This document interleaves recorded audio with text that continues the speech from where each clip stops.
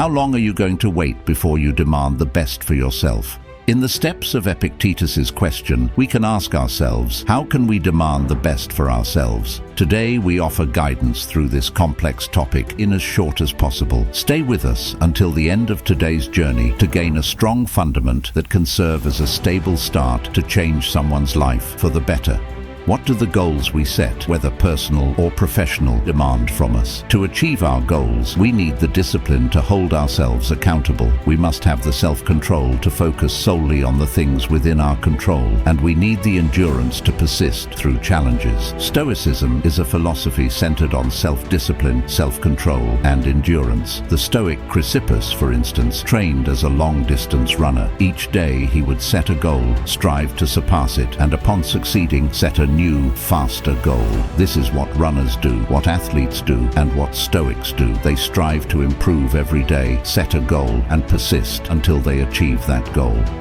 Epictetus believed that goal setting is simple. First, say to yourself what you would be, and then do what you have to do. Based on the same idea, Marcus Aurelius stated, if you don't have a consistent goal in life, you can't live it in a consistent way. Consider Marcus Aurelius as an example. At a young age, Marcus, who studied the teachings of Epictetus, was adopted by the Emperor Hadrian and groomed to be the Emperor of Rome. What followed was an extraordinary event in human history. Marcus Aurelius did not follow the typical path of kings, but instead became a better person despite having enormous power thrust upon him. From his personal journal, known today as Meditations, we learn that this was a conscious decision. As Epictetus advised, he first determined who he wanted to be. Marcus observed the malice, cunning, and hypocrisy that power produces, as well as the peculiar ruthlessness often shown by people from good families, and then set his goal to be an exception to that rule. He wrote, "Take care not to be Caesarified or dyed in purple," acknowledging that it can happen. He aimed to keep himself simple, good, pure, serious, unpretentious, a friend of justice, God-fearing, kind, full of affection, strong for your proper work. He strived to remain the person philosophy intended him to be. Seneca remarked, "If one does not know to which port one is sailing, no wind is favorable." Marcus Aurelius set his destination and his goal for the person he wished to become. As we see in Meditations, he then worked consciously and deliberately to achieve that goal, to do what he needed to be, what he said he would be. To the Stoics, goals are a kind of pole star. They are the port of call, not so much what pushes us, but what pulls us. They represent the first part of Epictetus's simple formula for a good life. Setting a goal is declaring, "This is what I will be," which leads directly to the second part. Once you set your goal and determine what you will be, goal setting becomes about figuring out what you must do. How to think of goal setting. Seneca once said, "No man can set in order the details unless he has already set before himself the chief purpose." Seneca advises us to think of goal setting like a painter thinks of creating a masterpiece. Goals represent the likeness the painter aims to capture. They are what we strive for, what Seneca calls the chief purpose. Equally important to the goal is the painter's plan. How will the painter achieve this chief purpose? Once we have our goal, as Seneca suggests, we can set in order the details. If setting a goal means deciding on our target, the plan is about figuring out what we need to hit that target. What color paints, which brushes, what level of skill. Seneca's analogy is a valuable way to understand a core Stoic distinction between outcomes and actions. The Stoics believed in detaching from results and focusing on the process. The painter should not fixate on the likeness she hopes to produce, but on the very next brush stroke. Instead of worrying about a distant future, focus on what you can do right here, right now. For example, instead of focusing on the goal of becoming an author, focus on dedicating 1 hour to deep work today. Instead of focusing on the goal of winning a championship, focus on having the best practice of the year today. Instead of focusing on the goal of running a marathon, focus on going for a run and eating right today. Goals are valuable because they make our actions purposeful. When we know our true aim, when we we understand the target, we gain clarity. We know what needs to be done today. Goals inform the specific actions we should focus on and help us determine the plan, the details necessary to achieve the outcome. Referring back to Epictetus's formula, goals help us determine what we must do to be who we aspire to be or to achieve what we set out to accomplish. Revisiting Seneca's analogy, we can have a brilliant idea and a meticulous plan for a painting, but at some point we must begin to paint. With this understanding of how the Stoics approached goal setting, let's explore some of their best strategies for actually setting and achieving goals.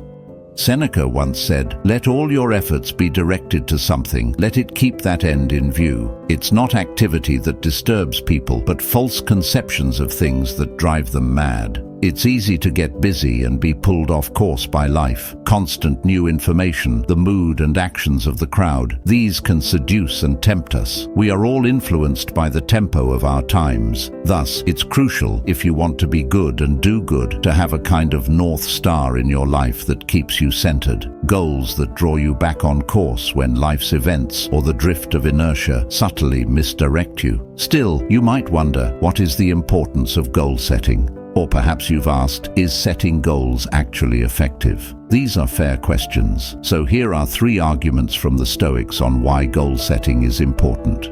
Goals give you clarity and focus. Robert Greene writes, "By planning to the end, you will not be overwhelmed by circumstances and you will know when to stop. Gently guide fortune and help determine the future by thinking far ahead." Having an end in mind is no guarantee that you'll reach it. No Stoic would tolerate that assumption, but not having an end in mind is a guarantee you won't. To the Stoics, false conceptions are responsible not just for disturbances in the soul, but for chaotic and dysfunctional lives. When your efforts lack direction or purpose, how will you know what to do day in and day out? How will you know what to say no to and what to say yes to? How will you know when you've had enough, when you've reached your goal, or when you've gotten off track if you've never defined what those things are? The answer is, you cannot, and thus you are driven into failure, or worse, into madness by the oblivion of directionlessness. Goals help us assess the good and bad. People have strong opinions about what is good and bad, positive or negative in life. Yet, if you ask most of them what they're working towards, what their grand strategy for life is, most can't answer. This is a contradiction. If you don't know what you're trying to accomplish or what's important to you today or in life as a whole, you have no idea whether an event is truly good or bad. Without a ruler, Seneca said, you can't make crooked straight. Without clear goals, without a point or purpose to aim for, all your thoughts on good news and bad news, advantages and disadvantages are just pointless speculation. You have to know what you're trying to do today and every day. You have to know what port you're aiming for. Otherwise, you're just being blown around. You're just reacting, and you'll never end up where you want to be.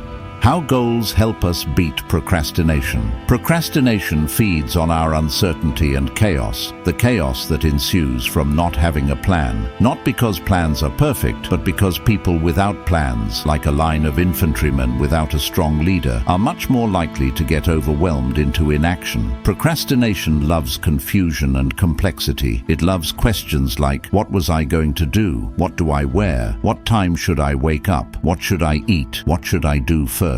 What should I do after that? What sort of work should I do? Should I scramble to address this problem, or should I rush to put out that fire? That's what Seneca would call a life without design, and that's what the Stoics would call torture. When you haven't set any goals, when you're just winging it, when you are deciding on the fly what you're going to do or not, that decision fatigue evaporates motivation. On the flip side, goals eliminate all that confusion and complexity and decision fatigue. We know what we need to do. Procrastination is boxed out by the order and clarity you built, the goals you set. How to set goals like a Stoic. We get 3 key strategies we can apply when goal setting. Let's dive right into them. Marcus Aurelius once said, "There is never a need to get worked up about things you can't control." The single most important practice in Stoic philosophy is differentiating between what we can change and what we cannot, what we have influence over and what we do not. The slave-turned-philosophy teacher Epictetus described this as our chief task in life. He stated it simply, to identify and separate matters so that I I can say clearly to myself, which are externals not under my control, and which have to do with the choices I actually control. In his terms, what is up to us and what is not up to us. Thus, the Stoics would assert the number one rule in goal setting is to set goals that are up to you, that are within your control. It's a strange paradox. The people who are most successful in life, who accomplish the most, who dominate their professions, don't care that much about winning. They certainly talk about it less. How could that be? It's because they are after something higher. They pursue what Posidonius once advised the great Roman general Pompey. Their goal is to be best, not the best, but best. They seek mastery, self-mastery. They strive to maximize their potential. Marcus Aurelius wasn't measuring his accomplishments as emperor against the great conquerors of the past, though he certainly aimed to win the wars he had to fight. Instead, his aim was higher. He wanted to be good, to be decent, to be in command of himself, to live up to being the man that philosophy tried to make him. Winning is like being rich. It's nice, but it's not something you can control day to day. What you can control is showing up, giving maximum effort, following your training, sticking to your principles, and pursuing your calling. If that translates to success on the field, great. In fact, it almost always does. If that leads to career recognition, great. And again, it usually does.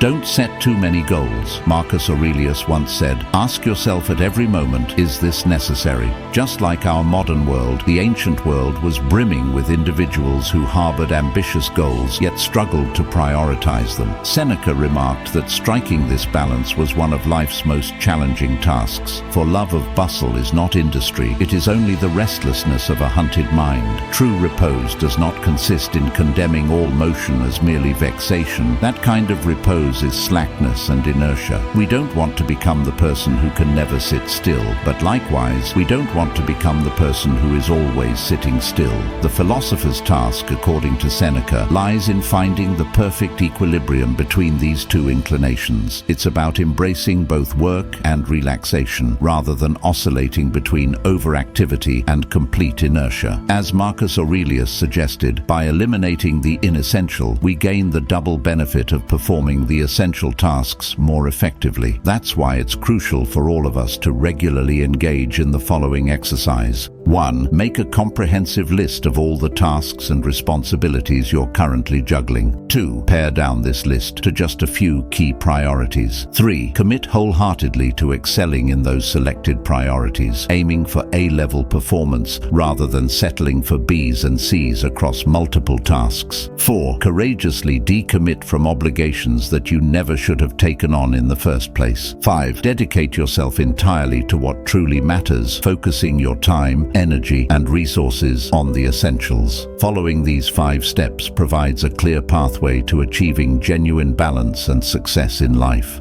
Make sure they are your goals. Marcus Aurelius once said, stop letting yourself be pulled in all directions, but make sure you guard against the other kind of confusion. People who labor all their lives but have no purpose to direct every thought and impulse toward are wasting their time, even when hard at work. It can be misleading to hear the Stoics discuss their indifference to external recognition or rewards. Marcus Aurelius asserts that fame holds no true meaning, while Seneca discusses how success or wealth lies beyond our control and thus should not be coveted. They advise against pursuing what others desire and caution against being drawn into meaningless competitions. But does this imply that the Stoic doesn't strive? Are they resigned to whatever fate befalls them, caring about nothing and showing no interest in personal growth or improvement? Certainly not. The Stoic remains profoundly ambitious. However, their focus shifts from an external to an internal scorecard. When one competes against others, they set themselves up for potential failure. Yet when the competition is with oneself, when the aim is personal improvement, that's a contest within our control. It's one we can indeed emerge victorious from.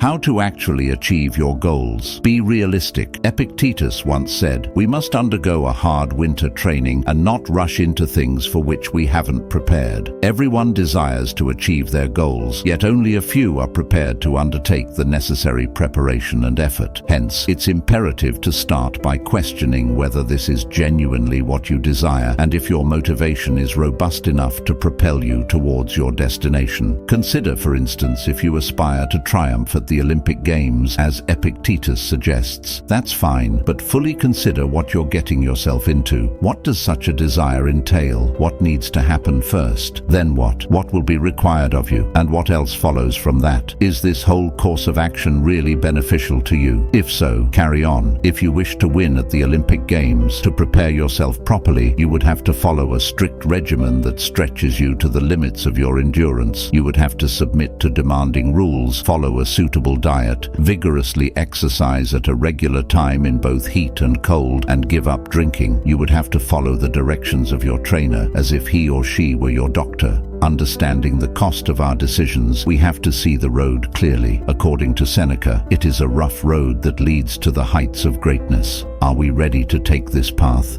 Be specific. Marcus Aurelius once said, "The human soul degrades itself when it allows its action and impulse to be without a purpose, to be random and disconnected. Even the smallest things ought to be directed toward a goal." Seneca wrote about how excellence, no matter the endeavor, is frequently hindered simply because of our lack of direction. Our plans miscarry because they have no aim. When a man does not know what harbor he is making for, no wind is the right wind. Merely stating that we want to get in shape, be healthier, run more, swim more, or get stronger in the weight room is not enough. In a 2001 study published in the British Journal of Health Psychology, the study involved subjects with the vague goal of exercising more, divided into 3 groups. The control group recorded their exercise, the motivation group received a presentation on exercise benefits, and the third group, in addition to the presentation, specified their exercise goal and when and where they would exercise. They completed the sentence, "During the next week, I will partake in at least 20 minutes of vigorous exercise on day at time in place." Interestingly, the first 2 groups had similar results, with 35–38% consistently exercising weekly. However, in the third group, 91% exercised at least once per week. The researchers concluded that implementation intention was more critical than motivation. Set specific goals, determine the exact mile time, bench press weight, number of training sessions, or weight loss target. Then create an implementation intention. Write down when and where you will exercise next. Identify the harbor you aim for, then map out the route to get there. Take it small, step by small step. Zeno once said, "Well-being is attained by little and little, and nevertheless is no little thing itself." We have the harbor we are aiming for, an ambitious goal that looms dauntingly before us. Whether it's launching a business, shedding excess weight, completing a creative project, or constructing a barn, the sheer magnitude of the task overwhelms us. The idea of its completion seems unfathomable, and the prospect of seeing the light at the end of the tunnel is distant. So what should we do? The approach we take with long road trips applies here. We set ourselves a minimum number of hours to commit each day, regardless of how we feel. The essence lies in understanding that not much adds up significantly when done consistently. As Marcus Aurelius once wisely remarked, "Don't let your imagination be crushed by life as a whole. Stick with the situation at hand." We assemble our lives action by action. No one can impede our progress in that regard. The road serves as an apt metaphor because excellence, like any road, unfolds through steps. There exists a road to becoming a successful writer, entrepreneur, or achiever of any goal. The journey to securing that promotion, winning that award, or completing a project also follows a road. And how do we traverse any road? We take it one step at a time, a certain number of miles or hours per day. Excelling at anything requires us to take one small step, then another and another, placing one foot in front of the other, even when motivation wanes or progress seems negligible. Yet each step brings us closer to our destination. Eventually, we will arrive, and the journey will have been nothing short of remarkable. Use physical reminders. Marcus Aurelius once said, "Nothing is as encouraging as when virtues are visibly embodied in the people around us." It may seem unbelievable now, but among the Stoics of ancient times, there once existed intense disagreement regarding whether philosophers should rely on precepts or sayings to remind them of their desired character and goals. Stoics, such as Aristo, who lived around the era of Zeno, contended that this reliance on precepts was akin to cheating. They believed believed that a wise individual, having been properly trained, should inherently know how to act in any given situation. In contrast, later Stoics like Seneca dismissed this notion as absurd. This is evident in Seneca's letters to Lucilius, which are replete with quotes, aphorisms, and rules. Similarly, Marcus Aurelius, though initially influenced by Aristo, ultimately followed a path akin to Seneca's. He too crafted epithets for the self and established various precepts for living. Reminders are significant. They aren't a form of cheating. Rather, they serve to enhance our growth and development. Mantras serve to keep us centered, while a physical totem can elevate the habit or standard we're striving to uphold from mere concept to tangible reality. And this can be incredibly beneficial. They provide us with a foundation, acting as a safeguard against regression. Consider the invention of the first Alcoholics Anonymous chips. They symbolize the concept that if you carry 10 years of sobriety in your pocket or hold it in your hand, you're less inclined to discard it for a drink. Be adaptable. Marcus Aurelius once said, "Our actions may be impeded, but there can be no impeding our intentions or our dispositions, because we can accommodate and adapt. The mind adapts and converts to its own purposes the obstacle to our acting." The fundamental tragedy of Marcus Aurelius lay in his reluctance to become emperor. His true desire was to pursue philosophy. He was inherently reclusive and inclined towards scholarly pursuits. Upon learning of his adoption by Emperor Hadrian and his impending role as emperor, Marcus felt disheartened. However, he eventually recognized the opportunity to align his inclinations with the responsibilities thrust upon him. Thus, Marcus Aurelius transformed into the Stoic philosopher-emperor. We must learn to adapt our inclinations. Rigid goals and dreams leave us vulnerable to the inevitable changes that life presents. After all, change is the only constant.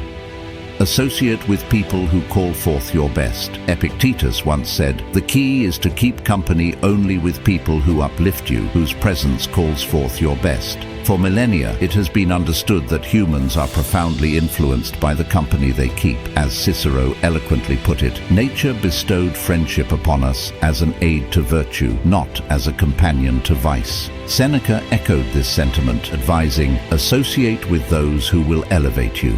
Goethe's famous words capture this truth succinctly. "Tell me with whom you consort, and I will tell you who you are." This truth is evident in our daily lives. We tend to mirror the characteristics of those we spend the most time with. Hence, we must exercise caution regarding the influences we allow into our lives. When we find ourselves feeling stuck, unable to achieve our goals, or lacking motivation, it's essential to examine the people around us. Do they inspire, validate, and encourage us to improve? Or do they drain our energy, discourage us, and hinder our progress? Are they positive, rational, driven, dependable, and loyal? Or do they exhibit traits such as hypocrisy, insincerity, mediocrity, pretentiousness, unreliability, or dishonesty? The ancient proverb warns, "If you dwell with a lame man, you will learn how to limp."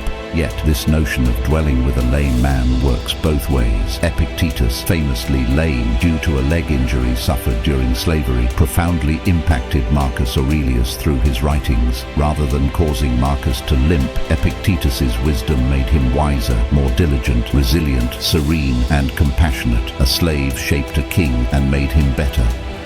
Make it happen, whatever it takes. Marcus Aurelius once said, "The cucumber is bitter, then throw it out. There are brambles in the path, then go around them." That's all you need to know, nothing more. In 1932, Amelia Earhart achieved a remarkable feat. She became the first woman to fly solo across the Atlantic. While her solo accomplishments are widely celebrated, lesser known is the fact that Earhart had already completed the same flight less than 5 years prior. Unable to sustain herself as a female pilot, Earhart was working as a social worker when she received a rather offensive offer over the phone. She could be the first woman to fly across the Atlantic, but she wouldn't actually pilot the plane, nor would she receive any compensation. What was Earhart's response to this offer? She said yes, because that's what individuals who defy the odds do. It's how those who achieve greatness operate. They simply start anywhere, anyhow. They disregard whether conditions are ideal or if they're being underestimated. They swallow their pride and do whatever it takes, because they understand that once they gain momentum, they can make it work, and they can prove the doubters wrong, as Earhart certainly did. Epictetus once wisely wisely stated, "A podium and a prison is each a place, one high and the other low, but in either place your freedom of choice can be maintained, if you so wish." On the journey toward our goals, we often find ourselves performing tasks we'd rather avoid, especially when starting out. Our initial roles may not be glamorous, but at the same time, it is an important task, and there's nothing shameful about sweeping. It's just another opportunity to excel and to learn. Seize every opportunity, all of them, any of them. Thank you for joining us on this Stoic journey. Until next time, may these practices transform your mornings, your days, and ultimately, your life.